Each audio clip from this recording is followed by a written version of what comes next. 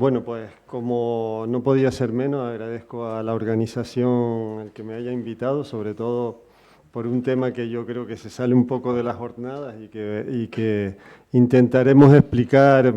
Yo creo que fue más una curiosidad que tenían por los trabajos que estábamos haciendo de esto del Cabildo que otra cosa, pero bueno.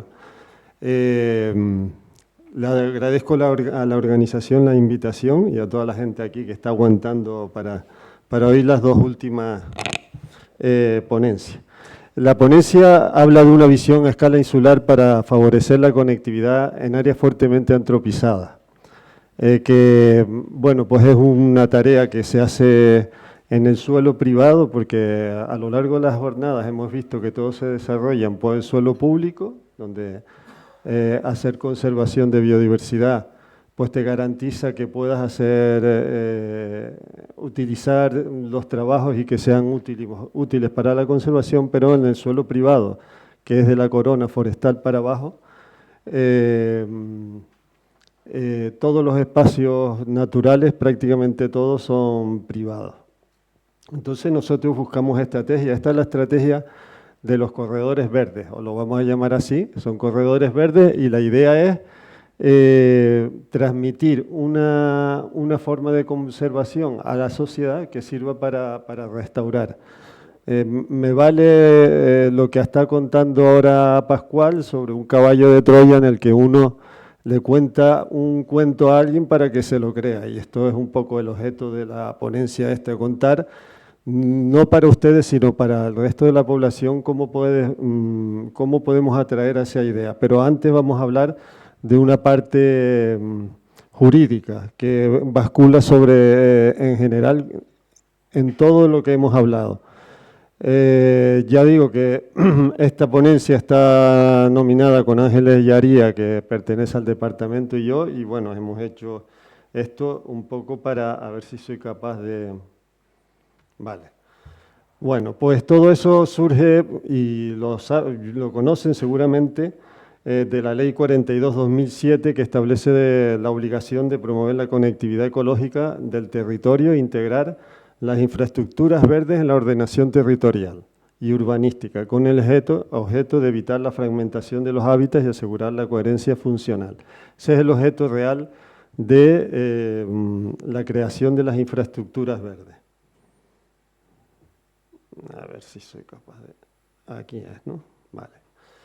Bueno, pues en el año 2011 hay una comunicación del Parlamento Europeo que se venía trabajando con todos los técnicos de la Comisión sobre la infraestructura verde, que lo que buscaba era mejorar el capital natural de Europa. Ahora explicamos lo que es el capital natural.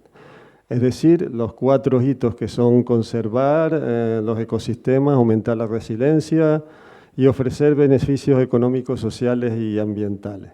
Pero detrás de ello realmente la pretensión era impulsar una creación de una red transeuropea de infraestructura verde que fuera similar a las redes de transporte o incluso a las redes de energía. Y por otro lado, valorar económicamente los servicios ecosistémicos que proporcionan los espacios verdes.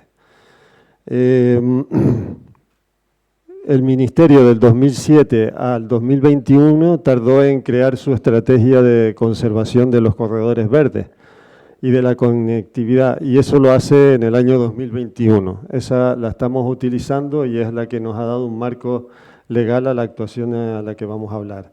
Y por otro lado, como digo, esta estrategia de espacios verdes ya viene fundamentada en la Estrategia de Biodiversidad del Cabildo de Tenerife, que se aprobó en el año 2023 como una de las 620 acciones que se realizaron. En realidad, ¿qué dice esa orden? En la orden de infraestructura verde, que para poder entender qué es un conector, pues es una red ecológicamente coherente, estratégicamente planificada de zonas naturales y seminaturales y de otros elementos ambientales diseñada y gestionada para la conservación de los ecosistemas y el mantenimiento de los servicios que nos proveen. Como os he hablado aquí, debe ser una infraestructura dinámica que pueda ser cambiable y que además sea adaptativa, que se adapte al territorio, pero además necesita otro requisito, que es que se pueda reflejar en una cartografía. Y teniendo en cuenta que debe de ser multiescalar, es decir, que vaya del territorio europeo, ahora veremos por qué, hasta el ámbito local, y en el ámbito local se desarrolle posteriormente. Además debe ser multifuncional, porque tiene que cumplir no solo con las funciones ecológicas, sino productivas y culturales, ¿no? Y además debe ser multisectorial para que albergue no solo las implicaciones políticas, sino sectoriales y sociales. Con toda esa amalgama de requerimientos, la estrategia de la Unión Europea, pues nada, refuerza el desarrollo de las infraestructuras verdes en el territorio nacional, cumple con la Agenda 2030, con las ODS, como no podía ser menos, y lo más importante es que la Comisión Europea dice que debe pretender mejorar el capital natural, y ahora lo vamos a definir porque es muy interesante este concepto que va definiendo la legislación española y la europea, que es el conjunto de valores de los ecosistemas naturales que producen un flujo de bienes y servicios de los ecosistemas cara al futuro. Lo que está intentando es decir que hay que mantener todos los procesos esenciales, pero para eso hay que evaluarlos primeramente, ¿no? Los procesos ecológicos y los servicios ecosistémicos. Nos vamos ahora al ámbito insular. Hemos visto ya el ámbito europeo, y en el ámbito insular hay un plan que poca gente nombra, pero que es importante para la conservación. Como saben, los planes de ordenación de recursos naturales, que apenas la gente lo nombra, pero sin duda es un plan que viene a sustituir a aquellos planes sectoriales cuando se ordenaba solo el agua, se ordenaba solo el suelo, se ordenaba, en fin, los distintos recursos se iban ordenando independientemente. El POR, que está recogido en la ley 2007 y que viene precisamente a unir eso, y en la evaluación del capital natural que tienen los sistemas. Por supuesto, en este sistema jerárquico están las directrices de ordenación autónoma de Canarias, que han funcionado muy poco, muy poca gente lo conoce y no se han desarrollado prácticamente nada. Y después los que realmente conoce más la gente son los planes de ordenación del territorio, que conocen por nombre, porque yo creo que aquí muy poca gente se habrá leído alguna vez estos planes de ordenación, ¿no? Que aquí en Tenerife pues son PIOT-POR, o sea que intenta hacer una equivalencia. Y después ordenan estos planes todos los sistemas insulares de la isla, entre ellos debería de ordenar los corredores, o cualquier otro sistema en las redes de transporte, las redes de espacios naturales, todo.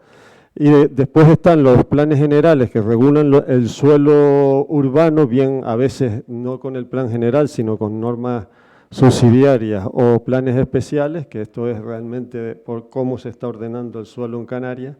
Y lo único decirte que en Canarias el único POR que está aprobado hoy en día es el archipiélago Chinijo. Reconocido por la comunidad autónoma, me refiero, no porque los cabildos lo siguen llamando PIOT-POR. En fin, una breve reseña. Es que esto yo le doy importancia porque creo que muchas veces nos olvidamos de la importancia que tiene los planes de ordenación de recursos naturales. Bueno, el Cabildo de Tenerife tiene de positivo que en el año 2002 integró tanto las funciones de ordenación territorial como ambiental en un propio plan y recogió incluso los bosques potenciales.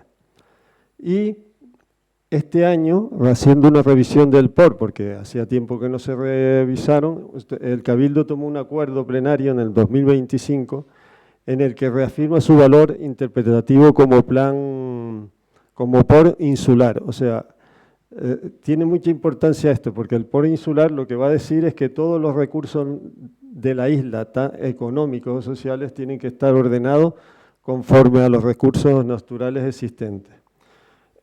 Eso está bien, pero yo, una vez leído ese acuerdo, me doy cuenta que desde mi punto de vista, solo desde mi punto de vista, porque hay gente que no piensa como yo, que en realidad queda por desarrollar su adaptación formal a la ley de 2007, añadiendo lo que son los corredores ecológicos, que no los han metido, y lo que es el cálculo del capital natural, es decir, cuánto les pongo un recurso, agua, por ejemplo, cuánta agua tenemos, cuánto nos va a quedar, cuánto nos podemos gastar, cuánta población tenemos, cuánto podemos albergar. En realidad, si quieres hacer un desarrollo sostenible, tendrías que calcular el capital natural de la isla, ¿no?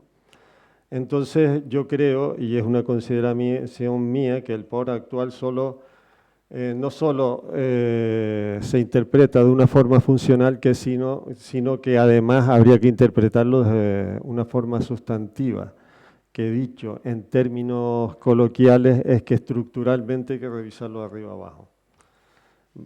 Bueno, la valoración del capital natural en Europa, ¿cómo se interpreta? La Unión Europea define el capital natural como los recursos y procesos ecológicos que sostienen la vida y la economía. Y añade que habría que hacer un sistema de contabilidad ambiental económica integrada, promoviendo no solo la valoración biofísica, sino también económica.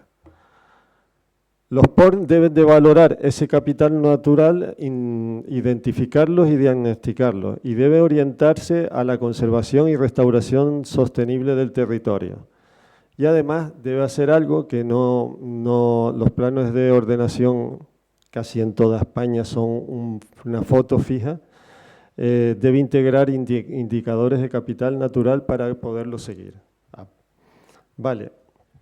Si se fijan aquí, esta diapositiva no la van a ver muy bien, pero yo se las explico. Este es un histograma de una página web del gobierno donde dice qué suelos están ordenados. Y si se fijan, la raya mayor, que es la gris de arriba, corresponde a las infraestructuras. Y después, más o menos en colores, en tonos amarillos, son los suelos residenciales. Si seguimos para abajo, vemos que las rayas ya casi desaparecen del histograma. Hay un poquito de suelo ordenado agrícola y poco más. El suelo natural no está ordenado, porque aquí, en general, los suelos se ordenan cuando son necesarios para construir o para hacer una infraestructura. Yo creo que esto es un tema a tener en cuenta en las futuras ordenaciones, que participen por lo menos también toda la gente que tiene que ver con la conservación, porque este es el plan de planes de todos, o sea, que lo que no esté aquí no se puede hacer. Bien, esto es una diapositiva del Salis canariense, en barrancos húmedos. Esto es, estamos entrando en materia, por dónde se podría, esto es una simulación informática con productos de corredores ecológicos en que se pone 3 o 4 variables y te dice cuál es el hábitat de la especie. Este se hizo, en este caso, para el Salis. Quiere decir que, como se habían hablado de barrancos aquí, pues la puse esta mañana para decir que, en el fondo, esos corredores están protegidos, pues son dominio público. Afortunadamente, con eso nos tenemos que preocupar todos. Entonces, ¿cuál es la estrategia que nosotros hemos montado para conservar? Nosotros sabemos que la red de espacios naturales nace fragmentada, o sea, no tienen conectores entre ellos. Fíjense ustedes que uno de los conectores más negros de toda la isla es el que va de la corona forestal hasta el Parque Rural de Anaga. No existe conexión entre las poblaciones de esa zona al resto de la isla. Es una zona de los puntos más negros que, no dicho por nosotros, dicho por el MOPU desde los años 70. Que el punto más negro de una infraestructura fragmentada es precisamente la autopista TF5. Vale. Pues nosotros hicimos un recorrido de cómo se podría hacer ese conector alrededor de toda la isla y, bueno, copiamos modelos que se podrían hacer de infraestructuras verdes que se hacen en nuestros países, como el gran corredor verde europeo que tiene casi 12.500 kilómetros, que conecta más de 40 parques nacionales y 3.200 áreas protegidas. Nosotros queríamos hacer algo así que nos permitiera, no a nosotros, sino a los ayuntamientos, porque son los que realmente tienen que hacer y presentar estos proyectos, esos conectores. Esto es un conector de ICOT, donde se ha hecho, existe, y que conecta tanto los seres vivos que pueden pasar de un lado a otro, cómo existen ahí servicios ecosistémicos que se pueden prestar. Bueno, pues básicamente, para podernos hablar en la terminología de corredor verde, el corredor consiste básicamente, el punto 1 son las zonas verdes, que son los espacios naturales. Las áreas de enlace son las naranjas, que pueden ser tanto barrancos como pueden ser fincas, propiedades de titularidad pública, suelos ambientales en los planes generales. Bueno, los elementos conectores pueden ser un sendero o una vía real o cualquier elemento que permita unir las zonas verdes. Y lo que tenemos que salvar es los rojos, que son los elementos de fragmentación. Durante bastantes años, gracias a un grupo de jóvenes de los proyectos NOE, estuvimos trabajando los conectores, porque nosotros creemos que la isla, aparte de tener los conectores verticales, debería de tener esos conectores radiales. Y unimos en el territorio todos esos espacios. Empezamos a trabajar en el norte porque existe más problemas de población, la población está ocupando todo el espacio. Fíjense que cuando les enseñé el esquema del suelo ocupado, el suelo ocupado de edificaciones es bastante escaso para el que realmente hay, ¿no? Y ahí, bueno, creo que aquí se ha visto ya algún suelo de esos totalmente bloqueado. Bueno, nosotros, para terminar, vemos un corredor más o menos de este tipo por las zonas naturales y por las zonas de lo que sería la zona de las ciudades, serían lo que se llaman en esta jerga de infraestructura verde, serían precisamente infraestructura verde, que esto lo que suelen desarrollar los ayuntamientos, pero creo que es conveniente desarrollar un corredor completo que rodee la isla. Bueno, no sé si queda más o menos un poquito aclarado.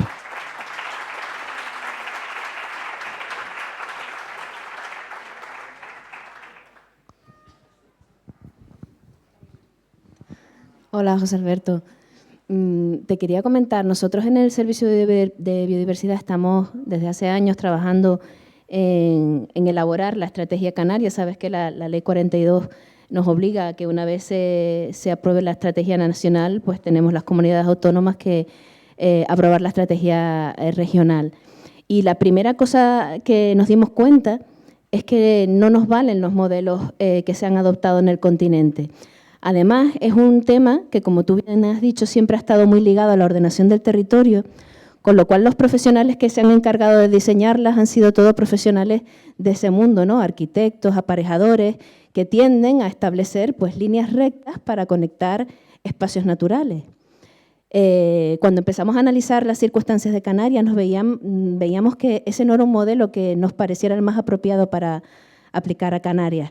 Comentabas, un corredor entre Corona Forestal y Anaga, pues a lo mejor son dos zonas que con la dorsal que tienen como obstáculo no deberían de estar conectadas. O sea, yo creo que necesitamos como un análisis más profundo de las circunstancias que hay en Canarias, porque estoy totalmente de acuerdo contigo en que tenemos que conectar muchísimos de nuestros hábitats naturales que están en regresión, que están degradados, pero no hay que conectarlo todo. O sea, nuestra singularidad y los fenómenos de especiación que sufrimos en las islas también tienen que tener en cuenta esas circunstancias. Entonces, es verdad que tenemos todavía mucho trabajo por hacer, pero no sé si han tenido en cuenta ustedes a lo mejor ese enfoque con esas peculiaridades que tienen los ecosistemas canarios. Gracias. Bueno, yo sí. A ver, se ha hecho, pero aquí está. No quise liarlo mucho la ponencia, pero esto es un estudio que se hizo sobre ese corredor en esa zona. Lo hicieron muchos técnicos relacionados y ellos sí veían la posibilidad de poderlo conectar, ¿no? De tal manera, bueno, no solo eso, sino que en un momento dado la TF5 incluso cuando vaya a ser el nuevo trazado pensaba incluir un corredor ecológico allí que pasara de un lado al otro de la autopista. No sé si lo van a hacer, pero estuvieron a punto de meterlo. Y además Bueno, lo que quería decirte es que estos son estrategias de concienciación, son caballos de Troya de concienciar cosas que se pueden hacer, ¿no? Sobre cosas que se pueden hacer y cómo podemos restaurar. O sea, yo cuando entré en el Cabildo en el año, era muy jovencito, me dijo un arquitecto del Cabildo, digo, mira, no te preocupes porque de la corona forestal para abajo lo vamos a construir todo. Y yo le dije, ¿estás loco tú o qué? Pero el hombre tenía razón, ¿no? Porque esto es lo que está pasando actualmente, ¿no? O sea, la gran preocupación que tenemos nosotros es que los espacios que están entre la corona forestal y la costa van a rodear a los espacios naturales, eso es una verdad. O sea, imagínense ustedes, por ejemplo, el municipio del Puerto de la Cruz ha colmatado todo su espacio urbanístico, solo le queda un 5% de superficie de zona verde y no la construyen más porque la ley, aunque hay dudas entre algunos urbanistas que si es un 3 o un 5%, pero como sea un 3 lo construirán. Esa es una dinámica. No, las leyes, el urbanismo actual no ha sido nunca capaz de controlarlo. Y esto no deja sino de ser una estrategia para conservar suelo. Y a lo mejor no lo expliqué bien, pero conservando el suelo a través de este POR, pues algunos servicios ecosistémicos se pueden mejorar. Y no solo eso, sino generar economía. Entonces hay mucho dinero en Europa para este tema, ¿no? Y nos lo estamos desperdiciando porque nadie está haciendo un proyecto sobre esto. Europa pide que tenga una estrategia, que se la elaboramos y que presente un documento. Pero ya a mí me han venido a hablar técnicos del Ministerio de Industria para financiar este tipo de proyectos, ¿no? Tenemos otra pregunta por aquí. Bueno, yo tengo una pregunta que es un poquito más por de formación profesional. Lo primero es que todo esto de los corredores se sustenta en la teoría de grafos, que es una cosa numéricamente, o sea, muy compleja. Y yo aquí hablando en la Facultad de Matemáticas de esto me van a querer pegar. Pero lo primero, se tiene en cuenta a la hora de calcular todos estos grafos, por lo menos para el corredor del termófilo, que quizás los parches que conecten estén sometidos a una incertidumbre fruto del cambio climático, a que eso no sea termófilo, y todas esas matrices de coste, o sea, la permeabilidad a que esos grafos sean viables, cambien fruto del cambio climático. Por ahí va la pregunta. Técnicamente no, por una cosa, porque nosotros cuando planificamos en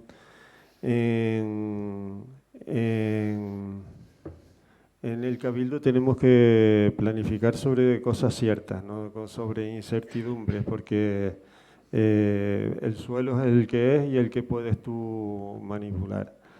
De todas maneras, a través de ese corredor hay muchas zonas agrícolas que son fundamentales para la conservación, porque el corredor no pretende cambiar ni expropiar ni nada de eso, sino trata lo que decía la Unión Europea de trazar líneas que después, cuando la urbanización crezca, esos planes respeten esa zona, como va a ocurrir con los espacios naturales, o cogemos corredores verdes por toda la isla y logramos llegar a tiempo, o es probable que incluso hasta los caminos reales desaparezcan, ¿no? O sea que es una cuestión más de urgencia que otra cosa. Vale.